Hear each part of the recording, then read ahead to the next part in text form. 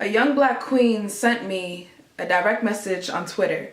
She redirected her anger, said she's indirectly tired of being restricted by everyone and everything, and she didn't need a word count to tell her how much her words count. She took offense when she was instructed to condense her brokenness into 140 characters, so instead of making a thread, she messaged me and said, "Christianity is a social construct made to marginalize our melanin so that we're always bending a knee to the white saviors. You're a walking contradiction. Let go of the white man's religion. You can't be pro-black and Christian.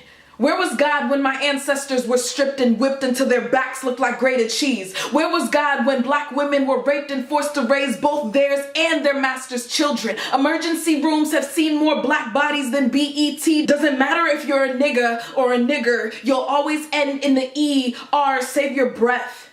Because the God who wasn't there in 1850 sure as hell isn't here in 2017, where new age Picassos are painted with the blood of black brothers shot because cops were bored and it was hunting season in the hood. I've seen waterfalls try to mimic the flow of a black mother's tears, but their floods never came close. The most tragic love story isn't Romeo and Juliet. No, I don't think Shakespeare ever could have wrote about a more compatible couple than CNN and beaten bloody bruised black boys. Social media and hashtags seem to be the perfect match, igniting a flame in me that won't be put to rest until every piece of white flesh feels my pain. Like I said, new age Picassos where they use the red hues for an oil on canvas from dead dudes shot on campus. If I give a cop a mean mug, I get a mug shot. It's hard to soar on wings like eagles when you're constantly competing against Jim Crows.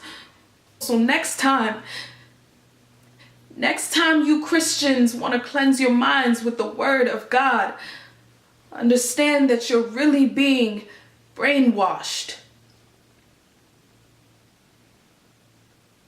And then she proceeded to block me. But I thought about what this sister said for days, for weeks. I tried to think of a clever way to say, sis, I was once a slave, cut from a different cloth, but I kept picking the cotton of my old ways, constantly caught in sin, cause I kept linking the chains and nothing changed until I linked in to the boss. I gave her a Lincoln for her thoughts, just trying to make some change.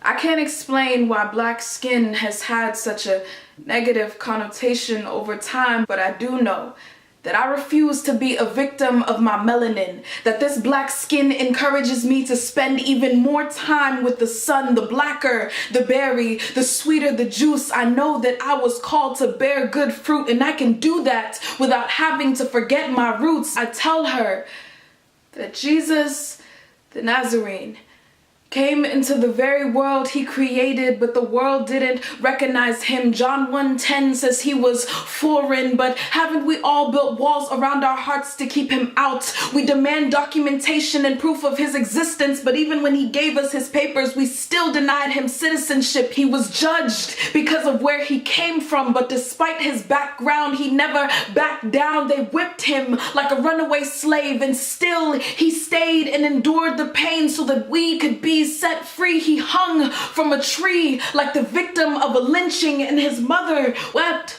over his dead body. For the oppressed, he bridged the gap, and the bridge that he created with his arms outstretched never collapsed. Your black life mattered to him long before it became a trend. Maybe she couldn't see that we have a lot in common with the Heir. His hair was the texture of wool, so that's FORESEE. The doctor of all miracles knows you from your edges to your roots. When hellfire left heat damage on the strands of man, he split ends just to make ends meet. Now I can be with him, and you can too, so choose to go natural with God.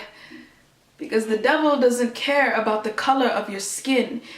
He just wants to know how long we'll be blind, how long he can hide his cover under a disguise called racism. Open your eyes. If you can't see that it's his darkness versus God's light, rather than your blackness versus their white. You will always find gray areas when it comes to Christ, but I reckon eyes aren't enough to recognize that race isn't the conductor of racism. When hearts are used as instruments for hate, the performance will always sound more convincing when it's based on race. That's why news about fatal gunshot wounds sounds like music to the media's ears. All we ever hear is skin tone. So if you really want to stay woke, stop sleeping on the gospel.